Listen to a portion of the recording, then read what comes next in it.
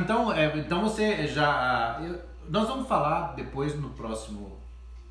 Vai chegar o momento do teatro. Não, já chegou, né? Porque na infância o cara já fazia roteiro, já criava um monte de coisa, na adolescência já queria se enturmar e aí se adaptava o personagem, né? Ele foi arrumando personagens na adolescência, então o teatro tá na sua vida dele. Não quero nem saber como é que você nasceu, o que você fez na hora que nasceu. Aí depois nós conversamos, Chorei. Chorou. Então aí não, bem básico. você ainda não tinha as manhas de improvisar, Nada. Chorei. Mas enfim, como é que você esbarrou? Entendi da metalúrgica, que você já estava decorando texto na pé da máquina, isso é uma história sensacional.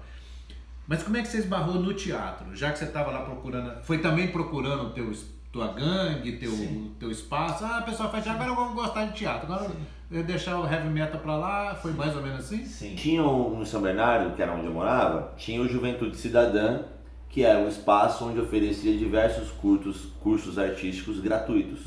Você se inscrevia e aí depois de todo mundo inscrito, quando acabasse o período de inscrição, aí havia um sorteio, quem fosse sorteado ficava. Esse era o critério de seleção, né? Era só sorteio. Aí eu fui até lá atrás de um curso de gaita. Eu nem tocava violão direito, queria tocar gaita. Eu queria tocar violão, gaita e cantar. De vez em quando eu vejo na internet o cara que tem um esquema aqui com a gaita, o violão aqui, um pandeiro aqui, o negócio no pé, entendi. Para esse caminho. Aí eu fui lá me inscrever para esse curso de gaita. Quando eu cheguei lá, tinha vários cursos. Aí eu olhei e falei, por que eu não posso tocar gaita e chupar cana, né? Aí eu me inscrevi gaita, sapateado, artes plásticas, teatro e numa outra coisa. E circo. Faltou. Tava com mão desocupada aí. Malabares. Eu cheguei a fazer malabares, hoje eu jogo uns malabares ainda. E aí, beleza. Aí eu me inscrevi em tudo, porque eu pensei, sorteio. Eu falei, em algum eu vou ser sorteado. Entendi. Né? Em algum eu vou ser sorteado. Entendi. Eu fui sorteado em todos. Daí, do cronograma, a primeira aula era de teatro, né? Das aulas. Sim. O primeiro que eu tinha que ir é teatro. Cheguei na aula de teatro, Gislaine Perdão. Se você vê isso, minha primeira professora mestra de teatro, Gislaine Perdão. E aí a gente se entendeu muito bem, eu e a Gislaine, ali naquela primeira aula. E eu comecei a gostar daquilo, achei aquilo interessante. Entendi que no teatro eu poderia fazer todos os cursos que eu me inscrevi. No teatro eu poderia tocar a gaita, no teatro eu poderia cantar, no teatro eu poderia tocar violão, no teatro eu poderia ter artes plásticas. Exatamente. No teatro eu podia fazer tudo isso. Eu sei, te conheci através da Companhia Matilde de São Caetano, né? Sim. Como é que foi essa...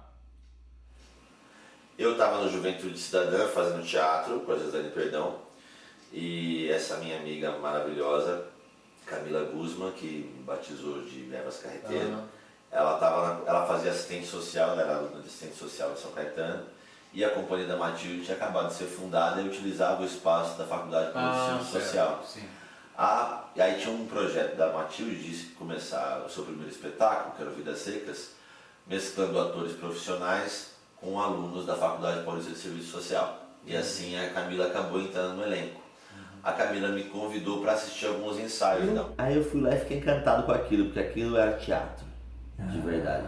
Entendi. Não que o outro não seja. Não, sim. Ali era teatro de verdade, eu estava vendo atores, assim. Tinha os alunos da faculdade, mas os atores estavam lá, né? A Malu Salotti, maravilhosa, o Eric Buzoni, na época tinha o Fran Landim também, que já eram os artistas mais experientes, com uma história, né? Viajados, trabalhando com pessoas importantes do Teatro de São Paulo, e estavam fundando aquele grupo. E aí um belo dia na apresentação, esse Gustavo simplesmente não veio na apresentação. A gente estava com 300 pessoas na faculdade, plateia lotada, o palco montado, a gente estava no camarim maquiado e o cara não chega, o cara que fazia o Fabiano, o cara não chega. Até manda mensagem, não vai dar porque eu estou fazendo um teste comercial, não avisou a gente. E era isso, plateia lotada, não vai fazer o quê? Vai mandar as pessoas embora? Aí o Eric, diretor da peça, salvou tudo, pegou, botou a roupa do Fabiano e falou, vou fazer, não sabia o texto de cor, mas tinha dirigido a peça. Então assim, vem comigo, eu sei o que eu tenho que falar, pra onde eu tenho que ir, agora não vai vir texto nenhum. E aí a gente seguiu, foi uma puta apresentação. Assim que acabou a apresentação, o Eric perguntou se eu não queria fazer o Fabiano. Eu falei, mas eu, acabei de chegar na companhia, tô aqui. Não, você quer fazer o Fabiano, você dá conta e tal. Beleza, faço o Fabiano. Aí a gente foi fazer uma apresentação no Teatro Santos Dumont, no Teatro Municipal de São Caetano. Ali foi minha estreia. Aí eu tava aqui no Passava uma Agulha, né? Tô lá, meu Deus, aquele monte de... o texto já tava de cor, já quando me chamaram pra fazer o Fabiano, eu já sabia o texto inteiro. Não, eu já sabia o texto inteiro, de tanto fazer e de ouvir, né? E tava empolgado, aquele frio na barriga e tal. Tô lá no camarim, eu vou estrear aquele palco para teatro lotado. Aí eu lembro que veio o pessoal do teatro e falou assim, não, a gente tá só com um problema porque tem 2 públicos lá fora. Você se importa de fazer 2 sessões? E eu não tinha técnica de nada, de voz, né? Nada. Só depois eu fui estudar na Fundação das Artes. Então eu me lembro bem disso, que a segunda apresentação foi muito difícil para mim. Porque a voz estava indo embora. A alma e o corpo na primeira. A voz estava indo embora. Mas fizemos, foi maravilhoso. E meu pai e minha mãe estavam assistindo. Aí não sei se foi essa apresentação, porque a gente ficou em cartaz, né? Aí uma dessas meu pai e minha mãe estavam assistindo. Meu pai era um senhor mais chucro, né? Não entendia tanto algumas coisas, assistindo a peça ali. E na história do Vidas Secas tem um dado momento que o Fabiano vai até a mercearia comprar mantimentos e a polícia, que na época era chamada de volante, estava lá jogando cartas. E aí um soldado amarelo intima o Fabiano a jogar, fazendo uma aposta de grana, na ideia de que vou roubar o dinheiro desse chucrão aí, desse matuto aí.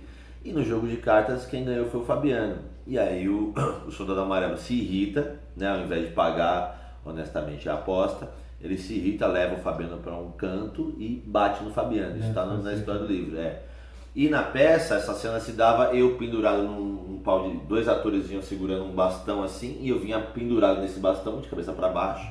Eu usava um gibão de couro, que por baixo do gibão tinha uma espuma, e o soldado amarelo vinha com um facão de metal e batia nas minhas costas. Então aquele metal batendo no couro, tinha um barulhão, e não machucava nada por causa da espuma. Então, começaram a bater em mim, meu pai, mas estão batendo no meu filho? Eita!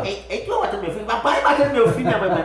Cala a boca, Zé, cara teatro. Mas estão batendo no meu filho? Ah, meu filho ali tá batendo no meu filho.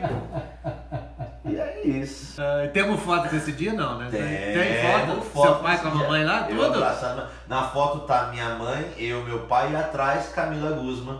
Fazia assim a Vitória, minha amiga. Eu tô confundindo a história, eu que te batizou, né? A Camila que te batizou. Então queremos ver mesmo. Vamos ver essa foto, porque essa é especial. Opa, vamos ver.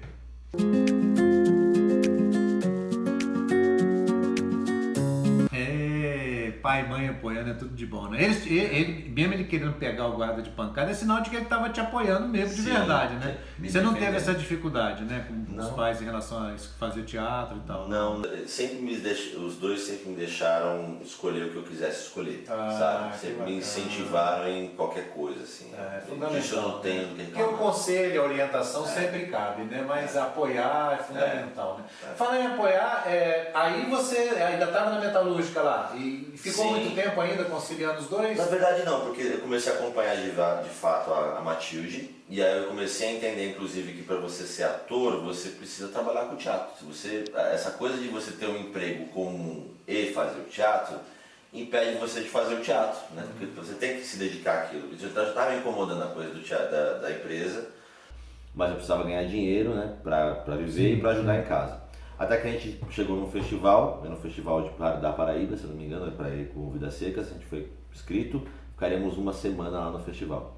Pedi ao patrão para ele me liberar da metalúrgica para ir para esse festival, ficar uma semana lá. Ele falou, mas é uma semana de apresentação? Eu falei, não, é um dia só, mas o festival reúne grupos do Brasil inteiro, e para você no festival, o ideal é você participar do festival, assistir, fazer a troca com os artistas, né?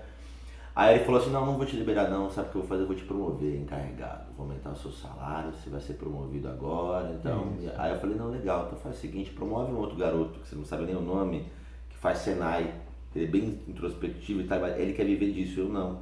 Então, se você não vai me liberar, eu quero que você me mande embora, porque esse passatempo aqui está atrapalhando meu trabalho. Meu trabalho é teatro. Maravilha. Aí ele me mandou embora, aí eu falei, vou chegar em casa e vou tomar 50 cintadas, né? Porque eu não vou levar mais dinheiro pra casa. Minha mãe falou assim, tá bom, então vamos ver o que vai acontecendo. Agora esse teatro tem que dar dinheiro aí, né? Aí a gente abriu um galpão, minha mãe que falou que o teatro tinha que dar dinheiro, a gente abriu um galpão, um monte de adolescente maluco, chefiado por um outro maluco que era o Eric. Grande Eric. Maravilhoso, parceiraço. alugamos um galpão sem R$1 no bolso, um galpão de 350 metros quadrados. Aí Mas não era pra ganhar? Você abriu o galpão pra gastar? A minha mãe falou que a gente ia ganhar dinheiro. Sabe qual foi a ideia dela? Ela foi ser fiadora do galpão. Essa foi a grande ideia da Dona Maria de Socorro. Eu gosto de muita gente na minha vida. A minha paixão por você, vou falar senhora, porque eu tenho mais idade que você, tá aumentando muito, mas vai ter um limite. Uma hora eu vou parar. Aí ela foi uma das fiadoras pra gente conseguir o galpão. E nesse galpão a gente...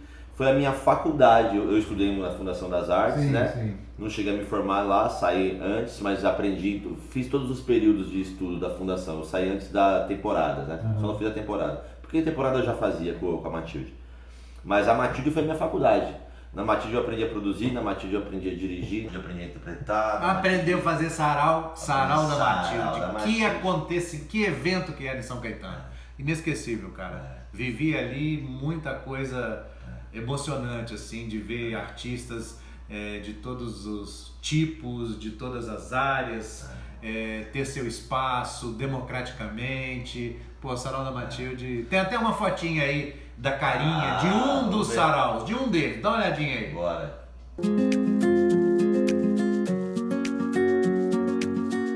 Ei, adorável. Hoje vai ter Sarau da Matilde. Essa semana tem Sarau da Matilde. Pronto. Maravilha. E aí, como é que foi essa experiência para você lá? Do sarau? Do sarau. O sarau eu acho que foi o grande acontecimento do galpão, de tudo que o galpão fazia muitas coisas, era muito múltiplo, era de fato um universo cultural da Matilde que a gente chamava, né? Eram oficinas, shows, montagem de teatro. Eu acho que o sarau era o evento que conseguia reunir tudo isso. Tinha um misto de, inclusive, organizar o espaço para fazer o sarau era um grande acontecimento. Você, inclusive, acompanhou uma transição do galpão, se eu não me engano. Eu me lembro de você lá num dia que a gente apresentou Romeu e Julieta. Acho que foi Romeu e Julieta. Se não me engano, você estava na plateia. A disposição do galpão era uma. Isso. As plateias nos cantos. Acabou a peça, a gente expulsou a plateia e você ficou lá dentro. E aí todo mundo de figurino começa a mover tudo.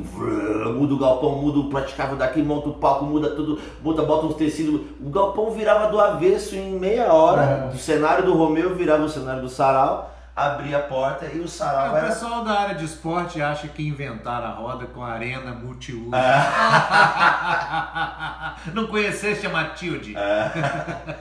Mas assim, a Matilde é obviamente que muitas outras coisas, como você mesmo disse, inclusive deles o Projeto 39. Sim. Fala um pouquinho dele, porque para mim isso aí é um desafio absurdo, né? O Projeto 39 foi uma ideia de montar as 39 peças do Shakespeare, né? E é um projeto absurdamente ousado e caro para você conseguir fazer, né? Primeiro a gente pensou em conseguir um patrocínio para tudo isso, mas a gente está falando de muito dinheiro para você conseguir montar grandes espetáculos com grandes pessoas, grandes artistas. Mas aí, à medida que era possível, a gente conseguiu montar algumas, né? Então a gente montou o Romeu e Julieta, montamos Os Dois Cavaleiros de Verona, Troia e Cressida, Ricardo III, A Tempestade. E agora o último Megerinha, se não me engano, acho que não esqueci nenhum dos que a gente montou. E todos lindos, né, cara? Assisti todos e olha, sensacional. Nossa, muito, muito. Que lindo que era ver vocês ali em espetáculos com aquele nível de qualidade, com... era uma delícia.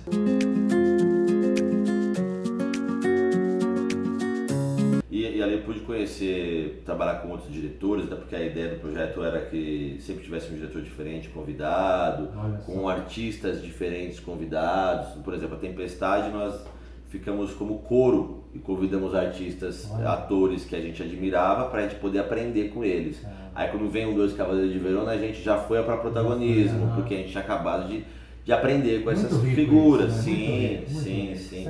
E aí trabalhei como diretor, trabalhei com o Marcelo Lazarato, trabalhamos com o Emílio Di Biasi, teve a Beth Dorgan que dirigiu o Troia Cressida, mas o Troia Cressida eu não fiz o Troia Cressida porque eu estava fazendo um outro espetáculo fora do país, eu não pude fazer.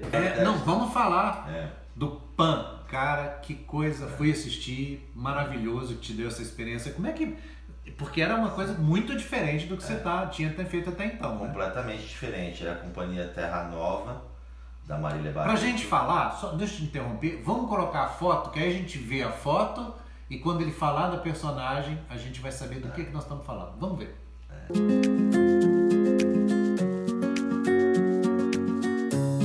Que bacana, né? Opa, fala pra mim um pouquinho disso aí. Essa é a companhia Terra Nova Terra Nova, da Marília Barreto.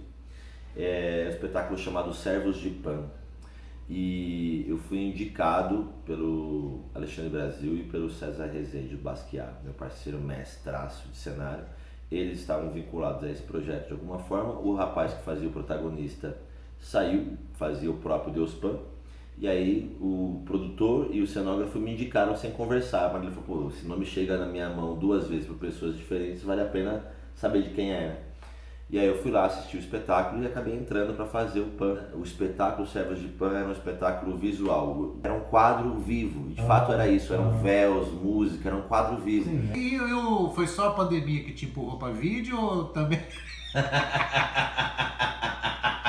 Foi só a pandemia? Olha, a pandemia fez a gente criar o take único, né? A pandemia fez a gente criar... Projeto lindo também. Eu e o Vinícius Piedade, nós criamos o take único na pandemia, que é uma websérie de projetos, de episódios gravados todos em plano sequência.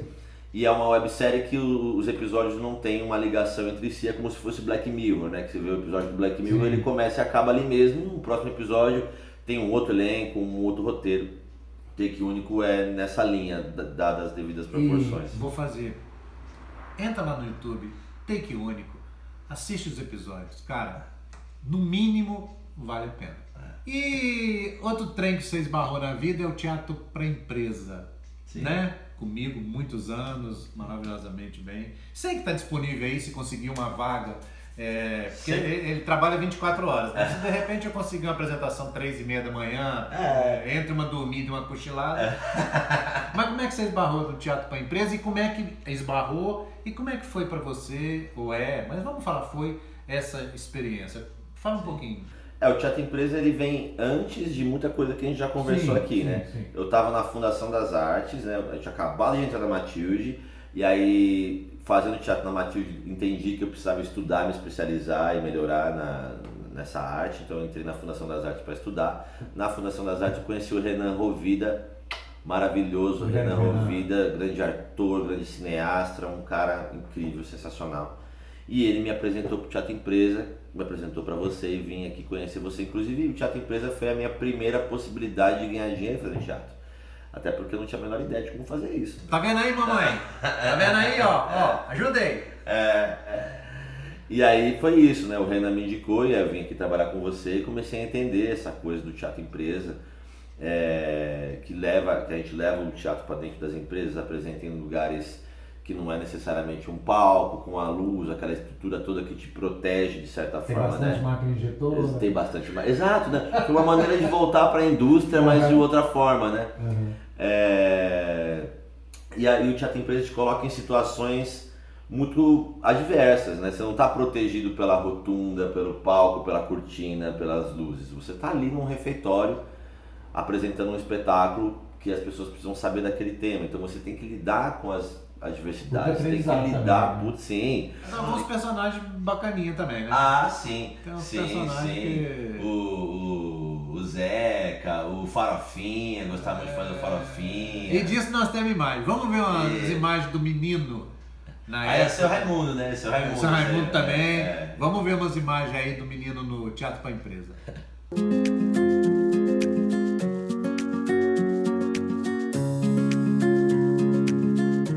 Eita, bom demais da conta. Bom demais. Queridão, infelizmente nós estamos indo pro final. Isso aqui dava uma minissérie, mas a internet... Não quer saber desse tempo todo. Não quer saber. É uma pena porque a gente vê, inclusive, formatos parecidos com esse, né, de podcast, que eu tenho assistido alguns trechos, tenho ficado um pouco chocado, desculpa eu dar minha opinião. O humor apelativo voltou. A necessidade de agradar essa moda que é assistir coisa curta, extremamente engraçada, rapaz, está apelativo demais. Mas enfim, cada um dá o que tem. A gente sempre encerra o programa, primeiro agradecendo de você ter vindo aqui, mas enfim, falando voltando para a cozinha. O Evas Carreteiro, ou Evandro Carreteiro, tem uma especialidade na cozinha, quer dizer, um negócio que você faz na cozinha e que fala assim, pô, isso aqui fica bom, mas que tenha mais gente que gosta, tá? Porque não adianta você falar, isso aqui é bom pra caramba. Ninguém... Sempre sobra. Não, aí não adianta. Você gosta de cozinhar para começar? Especialidade eu acho que é o feijão. Ah, é por quê, você acha? Eu aprendi a fazer o feijão com a minha mãe, né? Opa. E eu acho que... você perguntou por quê? Porque costuma ser elogiado. Caramba, que feijão gostoso. É mesmo? E feijão não é uma coisa fácil de fazer, né? Você tem que não. deixar ele lá, De marinando, de molho, molho, não sei o quê, panela papapá. de pressão. Feijão. E aí o meu feijão eu ponho com uma linguicinha calabresa. Mas algum mineiro já deixa eu ver. comeu seu feijão e falou que era bom? Porque o mineiro é que entende. Ah, de feijão.